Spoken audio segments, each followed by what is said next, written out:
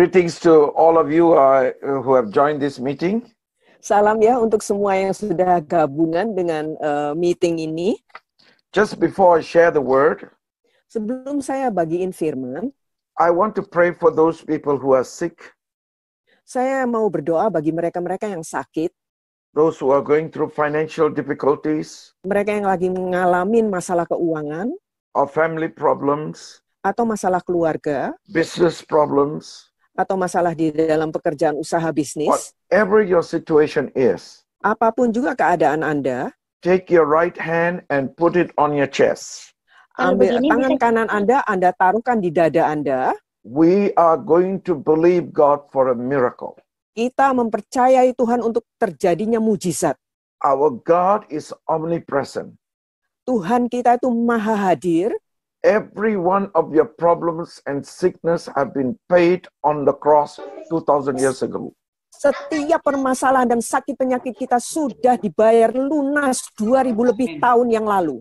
We are all washed by the blood of Jesus. Kita semua sudah dibasuh oleh darah Yesus. The Holy Spirit lives in you now.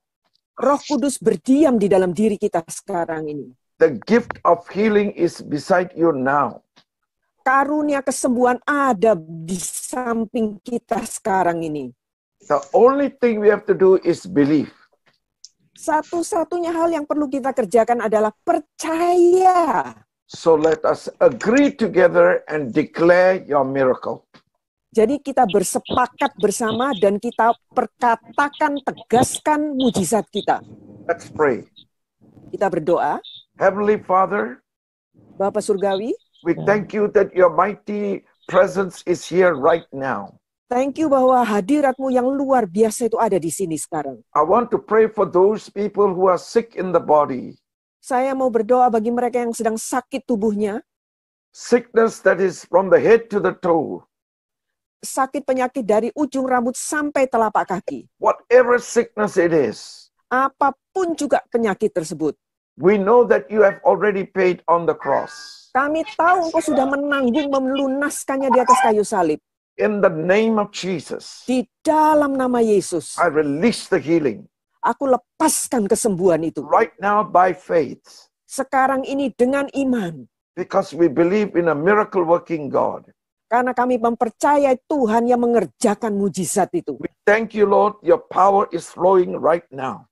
Terima kasih Tuhan, kuasa-Mu sedang mengalir sekarang ini. Wherever they are, you are there to bring healing. Dimanapun kami berada, Engkau ada untuk mendatangkan kesembuhan. We do not doubt your power. Kami tidak meragukan kuasa-Mu. We do not doubt your healing. Kami juga tidak meragukan kesembuhan-Mu. We come against every evil spirits, Kami lawan setiap roh-roh jahat, every witchcraft, setiap roh-roh tenung, every bondage, every stronghold. setiap belenggu maupun kubu-kubu musuh. We rebuke it and cast it in Jesus' name. Kami tengking dan kami usir di dalam nama Yesus. We pray for everyone who is going through loss of job, Kami berdoakan mereka-mereka yang kehilangan pekerjaan, business problems, masalah-masalah dalam bisnis usaha, marriage problem, masalah-masalah pernikahan, whatever the situation they are going through right now. apapun juga permasalahan yang sedang mereka hadapi sekarang We ini. declare and decree a miracle right now in Jesus' name. Kami deklarasikan, kami tegaskan terjadinya mujizat sekarang ini di dalam nama Yesus. Wherever you are, receive the touch of God. Dimanapun kita berada, terima mujizat Receive Tuhan. the miracle of God. Terima jamahan Tuhan, terima Release your mujizat power. Tuhan. Aku Thank you, lepaskan Jesus. kuasa-Mu. Terima kasih Thank you, Yesus. Terima kasih Speak to us Yesus. through your word, Berbicaralah kepada kami melalui firman-Mu, that we will respond to your word. sehingga kami bisa meresponi firman-Mu. In Jesus' name. Di dalam nama Yesus. Amen. Amin. I believe you will already experience healing right now. Saya percaya Anda sudah mengalami kesembuhan sekarang ini. I believe some of you will receive your blessings and miracles in the coming days. Saya percaya ada di antara Anda yang akan menerima mujizat maupun berkat-berkat di dalam hari-hari mendatang. Because our God is a miracle working God. Karena Tuhan kita adalah Tuhan yang mengerjakan mujizat. So for those of you who are still waiting, don't give up. Bagi Anda yang masih tetap menunggu, jangan nyerah ya. Don't allow your faith to go down. Jangan izinkan iman Anda tuh merosot. Because without faith, it's impossible to please God. Sebab tanpa iman tidak mungkin kita berkenan kepada Tuhan. We know now that we are in a new season. Kita tahu sekarang kita ada di dalam satu musim yang baru. When you are in a new season, change is inevitable. Kalau kita ada dalam musim yang baru, perubahan pun tidak terelakkan. New challenges will come. Ada tantangan-tantangan baru yang bisa muncul. But God is waiting to empower us so that we can have victory. Tetapi Tuhan sedang menanti-nanti untuk memperlengkapi kita, memberdayakan kita supaya kita bisa mendapatkan kemenangan. COVID-19 has brought the whole world into an unprecedented experience as never before. COVID-19 telah membawa seluruh dunia ke dalam satu pengalaman yang tidak terduga-duga sebelumnya yang belum pernah kita tahu. It shook our finances, it shook our businesses. Sudah menggoncangkan keuangan kita, menggoncangkan bisnis usaha kita. It also shook the whole world economy. They say 15 trillion US is gone. Dan dikatakan juga sudah menggoncangkan ekonomi dunia, dikatakan bahwa 15 billion sudah lenyap. Governments also were shaken. Medical capability also was shaken. Pak, pemerintah-pemerintah tergoncang dan kemampuan medis pun tergoncang. And this enemy entered into almost every country. Dan musuh ini menyusup masuk ke dalam hampir setiap negeri. So the question is, what is the future going to be like? Jadi pertanyaannya, masa depan apa yang bakal menanti kita? I have been in Singapore for the last 3 months. I couldn't go home into Australia because my family is in Australia. Sudah 3 bulan saya ada di Singapura, saya bahkan tidak bisa pulang ke Australia, padahal keluarga saya ada di Australia. Many people suffered isolation staying in the house. Banyak orang yang menderita karena harus terisolasi ya, tinggal di rumah. Sunday couldn't go to the church building, couldn't have fellowship, no prayer meeting, everybody at home. Ya, jadi hari Minggu nggak bisa beribadah di gereja, nggak bisa ada perkumpulan PD atau apa, semuanya harus tinggal di rumah. But for us Christians, it makes no difference. Tapi bagi kita orang Kristen kan nggak ada bedanya. Because we are the temple of God. Sebab kita ini bait Tuhan. The Holy Spirit lives in us. Roh Kudus berdiam di dalam diri kita. We have the Word of God. Kita punya firman Tuhan. And the IT capabilities make us fellowship through all these phones. Dan kemudian penemuan IT bisa membuat kita ini bisa gabung seperti ini melalui HP, melalui gadget kita. Many people lost their businesses. Ada banyak orang kehilangan usaha, Lost kerjaan, money, lost jobs. kehilangan duit, kehilangan pekerjaan. Some people also have broken marriages. Ada juga yang kemudian pernikahannya itu berantakan. So what are the prophets saying? Jadi para nabi berkata bagaimana? What are they hearing? Apa yang mereka tangkap dari suara Tuhan? You tell me, who are the true prophets in your country? Coba Anda katakan siapa nabi yang sejati dari negeri-negeri Anda? Indonesia, Malaysia, Singapore. Who are the people who can hear accurately? Ya, jadi dari negeri-negeri yang tadi disebutkan, siapakah mereka-mereka yang bisa mendengar dengan akurat? So what's going to happen in the future? Jadi apa yang akan terjadi di masa depan? What must we do now? Apa yang mesti kita kerjakan sekarang ini? You must know that Jesus said, by the signs you will know the end is coming. Kita harus sadar bahwa Yesus sudah berkata, dengan melihat tanda-tanda, kalian akan mengetahui bahwa akhirnya itu sudah hampir tiba. We are truly in the last days. Kita benar-benar berada di hari-hari terakhir. The last of the last days. Hari terakhir dari yang terakhir. The book of Revelation is unfolding. Jadi kitab Wahyu itu sedang terbuka, saudara. Whatever Jesus prophesied is happening. Apa yang sudah dinubuatkan oleh Yesus sedang terjadi. The book of Daniel and all the other prophets who spoke about the end times, it is happening. Kitab Daniel maupun nabi-nabi lain yang berbicara tentang akhir zaman itu sekarang sedang terjadi. Maybe the world is not aware about the future, but we Christians, we know the news from the Word of God and through the prophets. Mungkin dunia tidak bisa memahami apa yang akan terjadi dan nantinya, tetapi kita sebagai anak-anak Tuhan, orang Kristen, kita tahu dari firman, dari kata-kata Nabi dan firman Tuhan. The world thinks in a different way. We should think in godly way. Dunia berpikir dengan cara yang beda, kita harus berpikir secara ilahi. The world will think of, what about my job? What about my money? What about my business? What about this? What about all the worldly things they will ask, which is important. Dunia ini kalau mikir kan bagaimana tentang duitku, bagaimana tentang pekerjaanku, bagaimana tentang segala sesuatu yang memang berkenaan dengan kehidupan di dunia yang memang penting artinya. But we will put God first. Tetapi kita kan mendahulukan Tuhan. So there are 4 things you must do. Jadi ada 4 hal yang harus kita kerjakan. We have to live with eternity in perspective. Kita itu harus hidup di dalam kekekalan dengan satu perspektif kekekalan. We must know that God is alive. Kita harus sadar dan tahu bahwa Tuhan itu hidup. Heaven is real. Surga itu nyata. Salvation is real. Keselamatan itu pun nyata. Holy Spirit and angels are real. Roh Kudus dan para malaikat juga nyata. But hell is also real. Tetapi neraka itu pun nyata, sungguh-sungguh ada. Jesus will come and restore this nation. Yesus akan datang dan memulihkan bangsa kita. So we must always live by what we know God is going to do.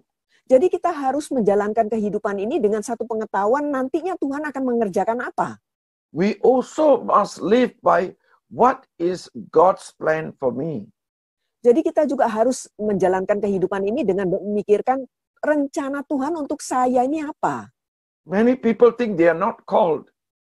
Banyak orang mikirnya, saya kan nggak terpanggil. Every Christian is called. Setiap orang Kristen itu dipanggil. Can you imagine you are the temple and the Creator live inside you? Anda bayangkan aja ya, Anda itu bait Tuhan dan pencipta itu berdiam di dalam diri Anda. And you think God inside you do nothing? Dan apakah menurut Anda Tuhan yang berdiam di dalam diri Anda itu diam aja?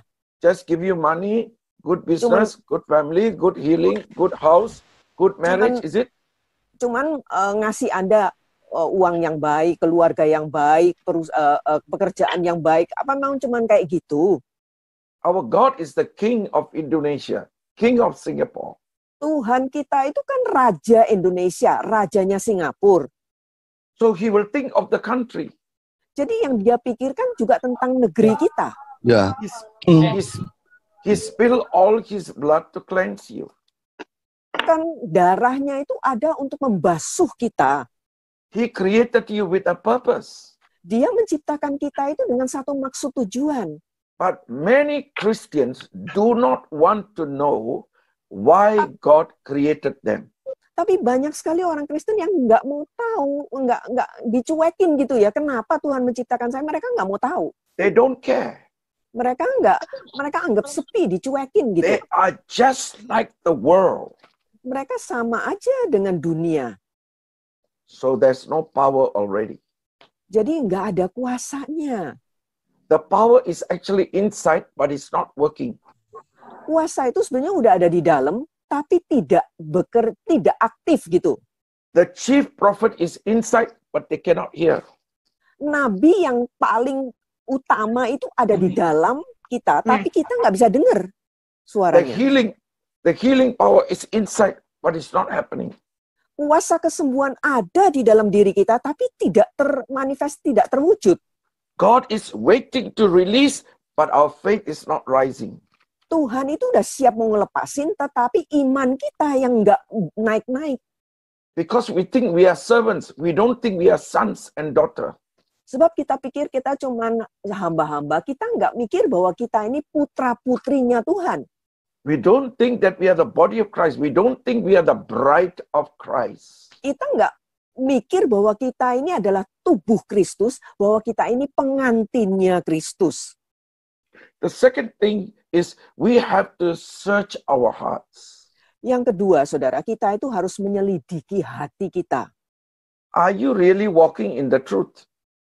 Apakah kita benar-benar nih berjalan di dalam kebenaran? Are you really doing the right thing? Apakah kita benar-benar mengerjakan hal yang betul, yang Are benar? you really in God's perfect will? Apakah kita benar-benar berada di dalam kehendak Tuhan yang sempurna? Now, why we must ask these questions? Kenapa kok pertanyaan seperti ini harus diajukan?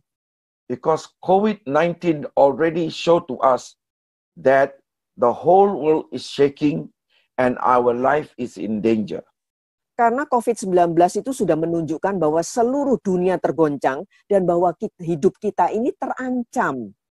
Pestilence will come, more pestilence will come. Jadi tulah demi tulah itu akan lebih banyak lagi akan More terjadi. famine will come. Lebih banyak kelaparan akan muncul. More earthquake will come. More sin will increase.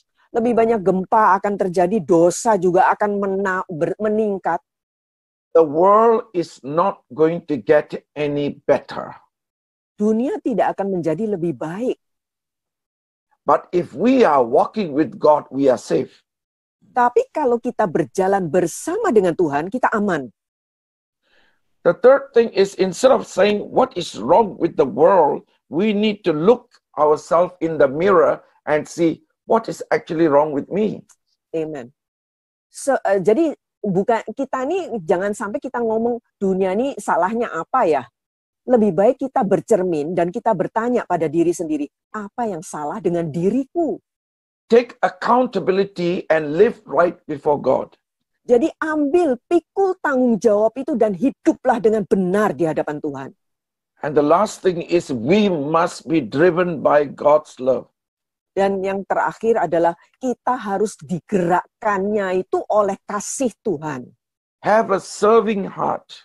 Biarlah kita memiliki hati yang melayani. Forgiving heart. Hati yang penuh dengan pengampunan. Forgive those who have done wrong to you. Maafkan, ampuni mereka yang sudah bersalah kepada kita. Pray for them. Doakan mereka. Find ways to serve God. Cari cara-cara gimana bisa melayani Tuhan. So in the midst of this shaking, what is the good news? Jadi di tengah-tengah kegoncangan ini, kabar baiknya itu apa? God is in the process of defeating evil and rescuing His creation. Tuhan itu sedang ada di dalam satu proses mengalahkan kejahatan dan menyelamatkan ciptaannya. Every evildoer will be judged by God. Setiap pembuat kejahatan akan dihakimi oleh Tuhan. And you and I who become overcomers will be rewarded. Dan Anda dan saya yang akan menjadi lebih dari pemenang, kita akan menerima upahnya. Satan and his evil angels and all evildoers will be destroyed in the lake of fire. Iblis dan semua malaikatnya dan semua pembuat kejahatan akan binasa di dalam lautan api. The earth that we are in will be renewed into a new earth. Bumi di mana kita hidup akan diperbarui menjadi satu bumi yang baru. The heaven up there will come and join the earth. Jadi surga di atas sana akan turun gabung dengan dunia ini. Dengan bumi ini. The new Jerusalem in heaven will come down. Not this political Jerusalem. The new Jerusalem in heaven will come down. Yerusalem baru yang ada di surga, bukan Yerusalem politik ya saudara, akan turun ke bumi ini. And Jesus will rule and we will live with Him and we'll have a relationship with Him. Dan Yesus akan memerintah dan kita akan memerintah bersama dengan Dia dan kita memiliki hubungan yang dekat dengan Dia. Just as Jesus came the first time, He will come second time. Sama seperti waktu Yesus datang pertama kali, Dia pun akan datang kembali untuk kedua kalinya. So I want to share with you, how can we survive in these challenges? Yang ingin saya share dengan Anda, gimana sih kita bisa tetap menang di dalam keadaan-keadaan yang menantang seperti ini? Because the problems will come. Sebab permasalahan pasti akan muncul. When COVID-19 goes off, another one will come. Kalau COVID-19-nya lenyap, yang lain akan muncul lagi. Maybe you ask, why is God sending this? Mungkin Anda bertanya ya, Tuhan ngapain juga ngirim seperti ini? God is not sending. Bukan Tuhan yang ngirim, saudara. What you sow, that's what you reap. Apa yang kita tabur, itu juga yang akan kita tuai. All through the years, sin has increased, so it will become the wrath of God. Selama bertahun-tahun ini dosa itu sudah memuncak terus bertambah-tambah, maka itu yang membangkitkan murka Tuhan. So to overcome these calamities, we, the Christians, have to join together and work together. Jadi untuk mengatasi bencana ini, kita sebagai orang Kristen harus bersatu dan bekerja sama. We cannot see denominations. Kita udah nggak bisa lagi ngelihat nih denominasinya tentang perbedaan denominasi. There will be persecution over the Christians. There will be also other natural problems, and we need to be united.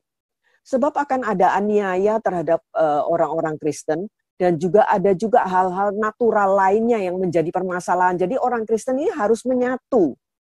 Let me give you an example. Saya kasih contoh ya.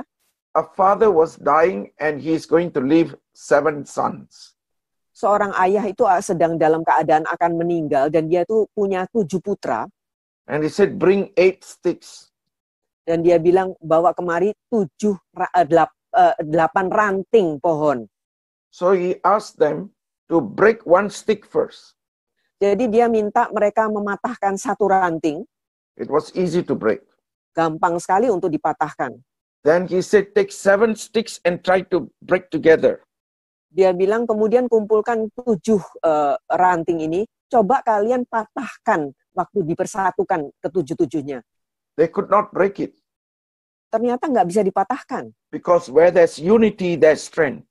Sebab di mana ada kesatuan, di situ ada kekuatan. Amen. Amin, saudara. In Matthew chapter 12, verse 25. Di dalam Matius 12 ayat 25, Let me read to you. saya akan bacakan. Matthew 12, verse 25. Matius 12:25. But Jesus knew their thoughts and said to them, every kingdom divided against itself is brought to desolation, and every city or house divided against itself will not stand. Tetapi Yesus mengetahui pikiran mereka, lalu berkata kepada mereka, setiap kerajaan yang terpecah-pecah pasti binasa, dan setiap kota atau rumah tangga yang terpecah-pecah tidak dapat bertahan. For church to survive in the global challenges, we have to serve Him in unity, but unity with diversity. Untuk gereja bisa bertahan di dalam tantangan-tantangan ini, kita ini harus melayani di dalam satu kesatuan, tetapi kesatuan yang memiliki perbedaan masing-masing. Because of this, the devil with great power tried to cause division in the body of Christ. Nah, oleh karena hal inilah, maka iblis dengan kuasanya yang besar itu berusaha mendatangkan perpecahan di antara tubuh Kristus. We must have the heart of Jesus. Kita harus memiliki hati Yesus. Jesus is not selfish. Yesus itu kan nggak egois. He's always thinking of how I can help you. Dia selalu berpikir bagaimana caranya aku bisa menolong kalian. How can I use my ability, my talent, my gift to make you happy, to help you? Bagaimana caranya aku bisa memakai kemampuanku, talentaku, karuniaku untuk menolong kamu, membuat kamu tuh happy. Let's say one eye is suffering. Misalnya, mata kita yang sebelah itu sakit. Can the other eye say, very good, because you do this, you deserve it? Memangnya mata yang sembuh, yang normal itu bisa berkata, rasain, memang kamu pantas sakit. No, the pain on the left eye is the same pain for the right eye. Kan nggak gitu, saudara. Rasa sakit di mata yang satu berarti sakit juga mata yang sebelah yang normal. The whole body will suffer if one part of the body suffer. Seluruh tubuh itu akan menderita kalau ada satu bagian aja dari tubuh itu yang sakit. That's why Paul said in Philippians chapter 3 verse 10. Makanya Rasul Paulus berkata di dalam Filipi 3 ayat 10, that I may know him, that I may know the power of resurrection, that I may fellowship his sufferings. Yang ku kehendaki ialah mengenal dia dan kuasa kebangkitannya dan persekutuan dalam penderitaannya, di mana aku menjadi serupa dengan dia di dalam kematiannya. After Paul living with Christ for so long, he still says that I may know him. Setelah Paulus itu berjalan dalam kehidupan ini bersama dengan Kristus, masih juga dia berkata, agar supaya aku dapat mengenal dia. To live an overcoming life, we must be so connected to Jesus and his character must be formed in us. Untuk bisa menjalankan satu kehidupan yang penuh dengan kemenangan, itu kita harus begitu dekat dengan Yesus sehingga karakternya itu tergambar menjadi karakter kita. Not only our character must change, but also he said that I may know the power of your resurrection. That means we must operate in the power of Christ. Dan bukan hanya karakter, saudara, tetapi dikatakan juga supaya aku mengenal kuasa kebangkitannya. Berarti kita harus bergeraknya di dalam kuasa kebangkitan Kristus itu. Now, I know those who are hearing, some of you are grandmother, some of you are mother, father. Saya tahu ya, yang gabungan di sini ada yang sudah oma, ada yang ayah atau ada yang ibu. Some are businessmen, some are working, some are housewife. Ada yang bisnismen, ada yang kerja, ada yang ibu rumah tangga. So I want to ask you, is your Holy Spirit and my Holy Spirit the same? Saya mau tanya, saudara, apakah Roh Kudus Anda dan Roh Kudus saya itu sama enggak? Sama. Okay. Is the power of the Holy Spirit in you and the power and the Holy Spirit in me same or not? Kuasa Roh Kudus yang ada di dalam Anda dengan kuasa Roh Kudus yang ada di dalam saya sama enggak? Now, the Holy Spirit come into you with 9 fruit. Do you have the 9 fruit and I have the 9 fruit in the Holy Spirit? Roh Kudus masuk di dalam diri kita dengan 9 buah roh ya. Nah, apakah kita memiliki ke-9 buah roh itu? Apakah saya juga memiliki ke-9 buah roh itu? Oh, mungkin ada kekurangan. Maybe we don't have. Ya, Maybe mungkin I have ada yang 9. belum. Mungkin And saya punya 9. But your Holy Spirit got only 4. Atau mungkin Roh Kudus Anda cuma punya 4. Apa benar gitu? Otherwise it could be Roh Kuda, not Roh Kudus. Kalau enggak bisa jadi Roh Kuda tuh, bukan Roh Kudus, saudara. So when the Holy Spirit came into us, he came with the 9 fruits. Jadi pada waktu Roh Kudus masuk ke dalam diri kita, kan dia datang dengan ke-9 buah roh. And so we have to yield ourselves to him and his word and obey him so that the 9 fruits will be transformed into our life. Jadi kita ini harus berserah kepada dia, menurut kepada dia, supaya ke-9 buah roh itu bisa tertransformasikan ke dalam hidup kita. So the Holy Spirit came into us with the divine nature and the divine power.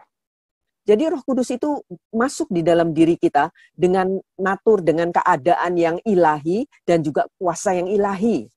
Acts chapter 1 verse 8. Kisah Ya, Pak, 1 cuma aku tuh jualnya nggak iso. When Kisah the 1 Holy ayat 8. Spirit come unto us, we receive we receive power to be witnesses. Jadi waktu Roh Kudus turun ke atas kita menerima kuasa untuk menjadi saksinya. Now, ask yourself, how much power are you operating? Coba kita tanya pada diri kita sendiri ya. Kuasa itu kita berdayakannya seberapa? Or maybe you say, oh, as long as I have good food, good job, good pay, good. Are you going to say only that? Atau mungkin Anda mikirnya pokoknya ya saya nih makannya enak, kerjaan saya juga enak, gaji saya cukup banyak. Emang cuma segitu, saudara? That means it's no point the Holy Spirit is in you. Kalau cuma kayak gitu kan ngapain juga Roh Kudus ada berdiam di dalam diri kita? In Mark chapter 16, Di dalam Markus 19, verse 17, 16 saudara, sorry ya, 16 ayat 17, it says the sign of a believer, they cast out demon, they heal the sick. dikatakan tanda-tanda yang menyertai orang percaya, mereka akan mengusir setan, maka akan menyembuhkan orang sakit. Ask yourself, are you a believer? Coba tanya pada diri sendiri, kita ini orang percaya enggak ya? That's why Paul said that I may know the power of your resurrection. Makanya Rasul Paulus tadi berkata, agar supaya aku bisa mengenal dia dan kuasa kebangkitannya. Because when the Holy Spirit came in, he came also with the 9 gifts. Sebab pada waktu Roh Kudus turun, dia juga turun dengan ke-9 buah roh. Gift of healing, Yaitu karunia kesembuhan, gift of prophecy, karunia ya, ke-9 karunia. Karunia nubuat, gift of healing, karunia kesembuhan, working of miracles. karunia mengadakan mujizat. All these 9 gifts is inside you. Nah, ke-9 karunia ini sudah ada di dalam diri kita. Ask yourself, how many gifts are you using? Coba kita tanya pada diri sendiri, berapa dari karunia itu yang kita manfaatkan, kita berdayakan. Or somebody teach you wrongly. I don't have the gift. I don't have the call. Atau mungkin ada yang sudah ngajarin kepada kita, oh aku nggak punya kok karunia, aku juga nggak terpanggil kok. Oh, if that is the case, better give the Holy Spirit back to Jesus. Kalau Nggak kayak pakai. gitu, saudara, kalau kayak gitu caranya, mending aja Roh Kudus dibalikin lagi sama Tuhan Yesus. Better some other people use. Lebih baik dimanfaatkan oleh orang lain gitu. Hey, we are in the last days. Kita ini kan sudah ada di akhir hari-hari terakhir, saudara. More problems will come. Ada permasalahan yang lebih-lebih banyak lagi yang akan muncul. If you don't operate in the power of the Holy Spirit and the character of Christ, we cannot survive. Kalau kita tidak hidup ya, tidak beroperasi, tidak hidup dalam kehidupan sehari-hari di dalam kuasa Kristus maupun buah roh, kita nggak mungkin bisa menang. And Paul says that I may know the fellowship of your suffering. Dan Rasul Paulus juga mengatakan supaya aku bisa mengenal, menanggung penderitaannya juga, bersatu dalam penderitaannya. In these last days, as a Christian, there will be persecution. Saudara, di hari-hari terakhir sebagai orang Kristen pasti ada aniaya. But with the power of the Holy Spirit, Tetapi dengan kuasa Roh Kudus, with our intimacy with Christ, dengan kedekatan kita dengan Kristus, with the love of Jesus in our heart, dengan kasih Yesus di dalam hati kita, every challenges we will have victory. untuk setiap tantangan kita pasti akan mendapatkan kemenangan. But when we are united, Kalau kita bersatu, unity is essential to every family. karena kesatuan merupakan sesuatu yang sangat amat penting bagi setiap keluarga. Unity is essential for every church, every organization, every country. Kesatuan merupakan sesuatu yang penting sekali bagi setiap gereja, bagi setiap organisasi maupun negeri. If you wish to defend your existence, you must be united. Kalau kita ingin mempertahankan keberadaan kita, kita harus bersatu. And Jesus himself said in Matthew chapter 12, Dan di dalam Matius 12, Yesus sendiri berkata, in Ephesians chapter 4 verse 1, di dalam Efesus 4 ayat 1 pertama ya. yeah, Paul says, walk worthy of your calling. Hiduplah sebagai orang yang dipanggil berpadanan dengan panggilan itu. Tell yourself, I am called, I am full-time for Jesus. Katakan pada diri sendiri, saudara, aku ini terpanggil dan aku ini full-time bagi Yesus. So Paul says, walk worthy of your calling. Jadi Paulus berkata, hiduplah sepadan dengan panggilanmu itu. The word worthy in the original, it means, Jadi that means kata your character and your calling must balance. Jadi berarti di dalam kata aslinya ya, kata berpadan, sepadan, atau kata yang layak, itu berarti panggilan dan your calling and what, Pak Amos? It means our behavior and our calling must be in balance. Itu berarti bahwa sikap kita dan panggilan kita harus seimbang. Let's read verse 2 and verse 3.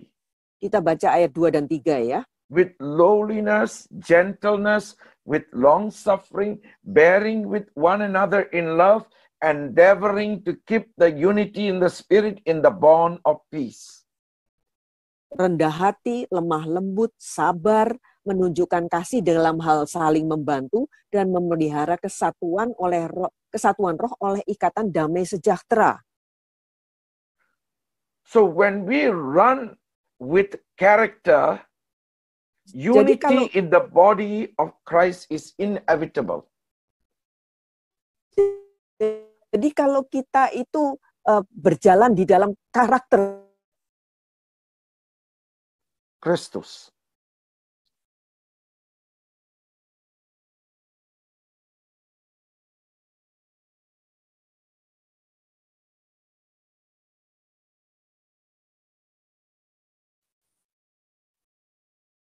Hello? Yes, Pastor. Oh, sorry, I couldn't hear. So if we operate in the character of Christ, jadi kalau kita ini hidupnya itu sesuai dengan karakter Kristus, the character of Christ always want to bring unity. Karakter Kristus itu selalu mendambakan kesatuan. So how to walk in his character? Jadi gimana sih caranya kita berjalan di dalam kehidupan ini di dalam karakter dia? Must have his kingdom mindset. Kita harus memiliki pola pikir kerajaannya. Romans chapter 12 verse 2. Roma 12 ayat 2. Roma 12 ayat 2. We don't follow the system of the world, but we follow the system of God. Kita tidak mengikuti sistemnya dunia, tetapi yang kita ikutin adalah sistemnya Tuhan. We must reject the world's way of thinking. Kita harus menolak cara berpikirnya dunia. We must live according to kingdom principles, biblical principles.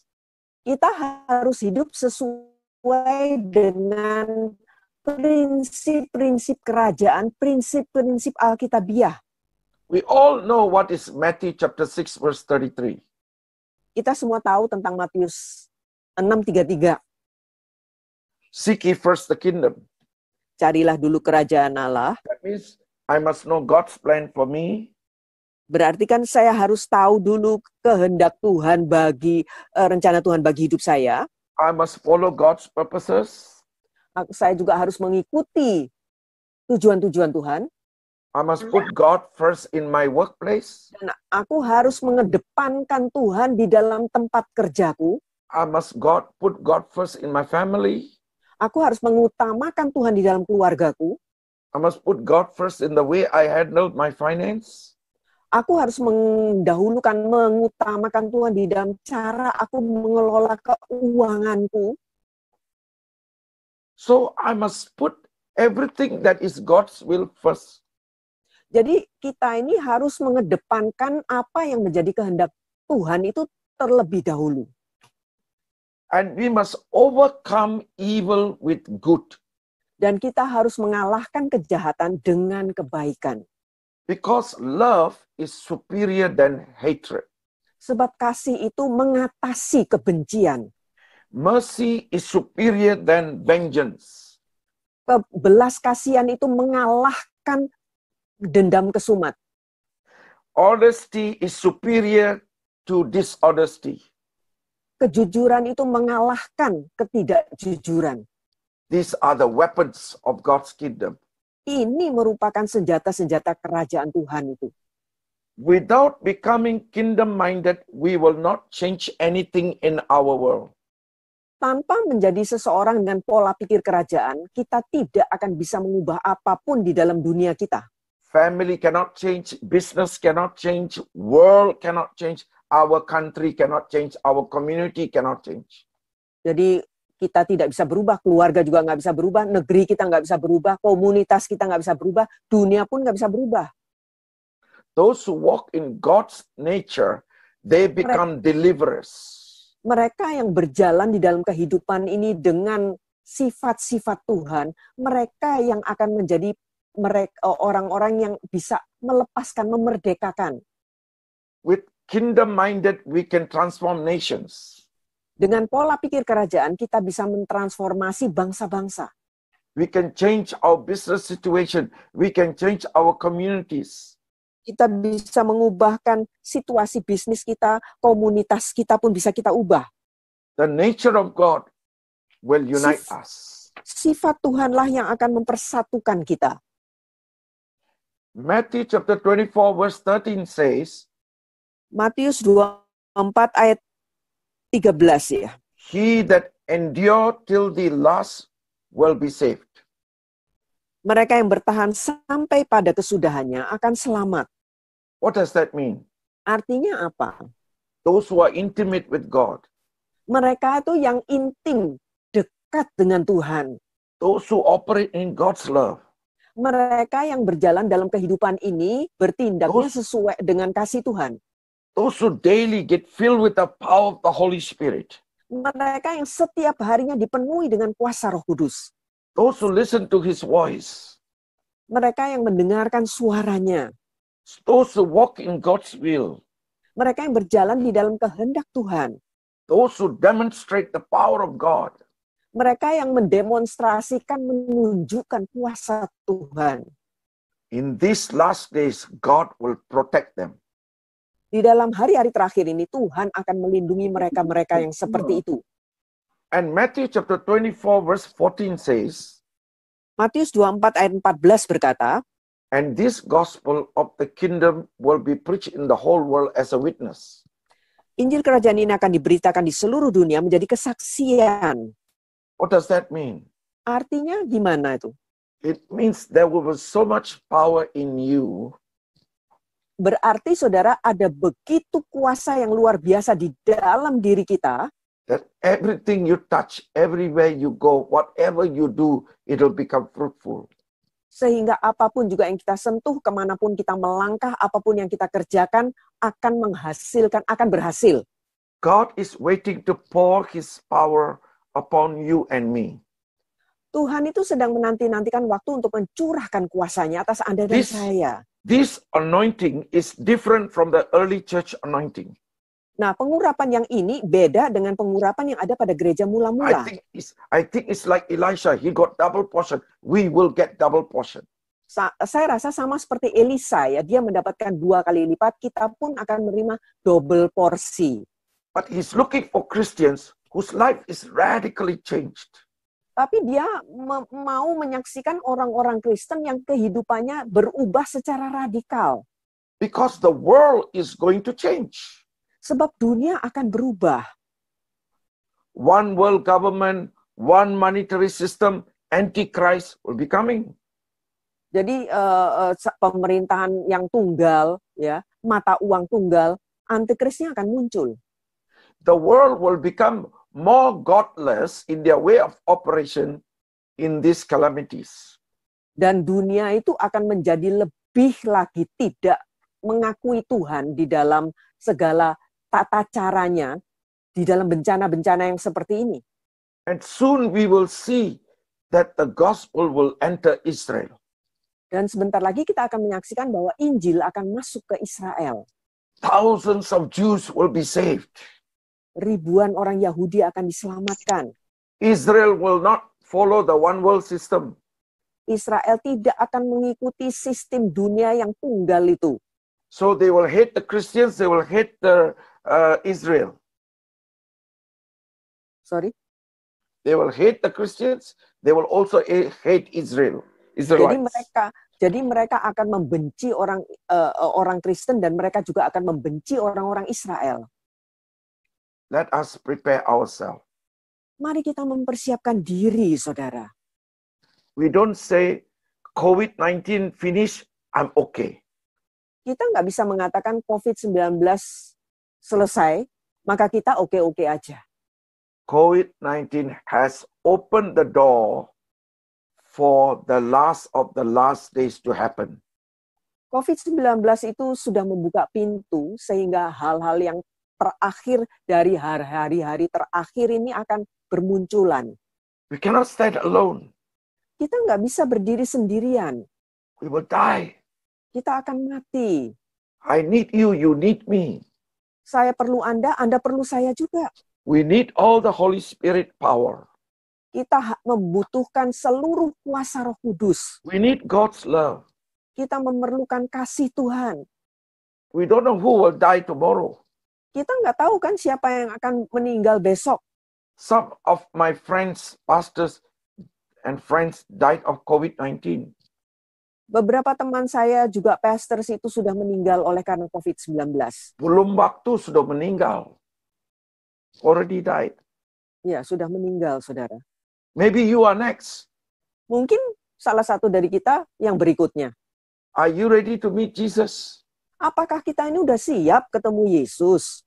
We live once, we die once. Kita hidup satu kali, mati satu kali. And we will be judged for what we have done. Dan kita akan dihakimi untuk apa yang sudah kita kerjakan. So let's unite together. Mari kita bersatulah. This is the most powerful last day weapon that the church can use. Ini adalah senjata yang paling mutakhir, yang paling sakti ya, yang bisa dimanfaatkan atau dijadikan alat oleh gereja di hari-hari terakhir ini. And it can be only done by God's love. Dan itu hanya bisa dicapai dengan kasih Tuhan. Put your hand on your chest, let's pray. Mari taruh tangan di dada, mari kita berdoa, saudara. The Lord Jesus says, I have not forsaken you. Tuhan Yesus berkata, aku tidak meninggalkan engkau. I am not focusing on your weakness. Aku tidak berfokus pada kelemahan-kelemahan dirimu. I'm focusing on what I have done for you. Aku berfokus pada apa yang sudah aku kerjakan bagimu. Because I wash you with my blood. Sebab aku sudah membasuhmu dengan darahku. And you are a holy temple. Dan engkau itu adalah bait yang kudus. And my Holy Spirit I send to help you, guide you, empower you. Dan Roh Kudusku sudah kuberikan kepadamu untuk menolongmu, untuk memimpinmu, dan untuk memberdayakan engkau. The world has no hope. Dunia tidak punya harapan. Even the devil's hope will fail. Bahkan harapan iblis pun akan gagal. But I will assure you that I will protect you. Tetapi aku mau meyakinkan kalian bahwa aku melindungi kalian. Make up your mind today. Tetapkan pikiranmu pada hari ini to turn to me and seek my face.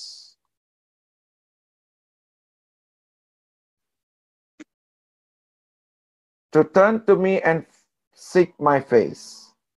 untuk berpaling kepadaku dan mencari wajahku. Because I want to fill you with a fresh anointing. Sebab aku ingin untuk memenuhi engkau dengan pengurapan yang baru. All these things written in the Bible will happen in this century. Di dalam semua yang tercatat di dalam Alkitab ini akan terjadi pada abad ini. And I am coming soon. Dan aku segera akan datang kembali. I created you and I love you and I want to unite with you. Aku menciptakan engkau, aku mengasihi engkau, dan aku ingin bersatu dengan engkau. 5 things will happen. 5 hal yang akan terjadi. I will heal you. Aku akan menyembuhkan engkau. I will pour the new anointing. Aku akan mencurahkan pengurapan yang baru. I will raise true prophets who will give true prophecies of what we must do and what is going to happen. Aku akan membangkitkan nabi-nabi yang sejati, yang akan memberikan nubuatan yang sejati tentang apa yang akan terjadi. Many Christians will rise up and become fruitful. Banyak orang Kristen akan bangkit dan menjadi berhasil. Some will be used in politics. Ada yang akan dipakai di dalam bidang politik. Some in business. Ada yang akan dipakai di dalam bidang bisnis. Angels will visit you. Para malaikat akan melawat kita. Those who never thought you can be used, the angel will visit you and speak to you. Mereka-mereka yang berpikir bahwa mereka tidak akan pernah bisa dipakai oleh Tuhan akan dikunjungi oleh malaikat dan malaikat akan berbicara kepadamu. The healing anointing will increase in my body. Pengurapan kesembuhan akan bertambah-tambah di dalam tubuh kita. While the world is facing disaster, my church will increase in power and anointing.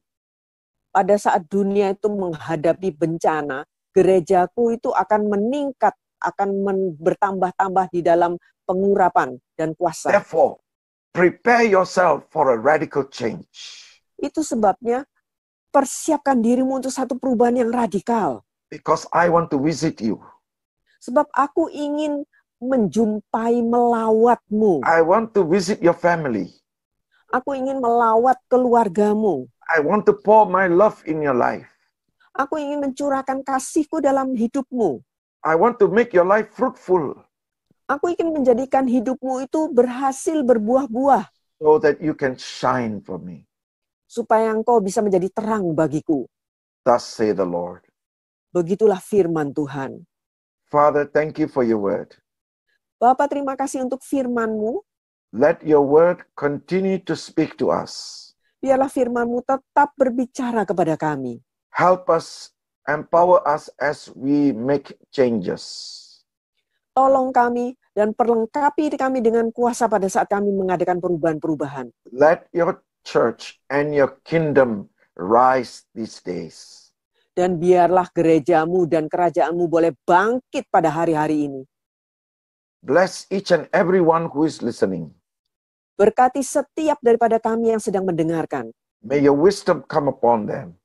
Biarlah hikmat-Mu turun atas kami semua. May your protection come upon them. Biarlah perlindungan-Mu turun atas kami semua. May they be able to hear your voice clearly. Biarlah kami semua dapat mendengar suara-Mu dengan jelas. We release your blessing. Kami lepaskan berkat-Mu. In Jesus' name we pray. Di dalam nama Yesus kami berdoa. And everybody say together, Dan setiap kita berkata bersama, Amen. Amin. Amen.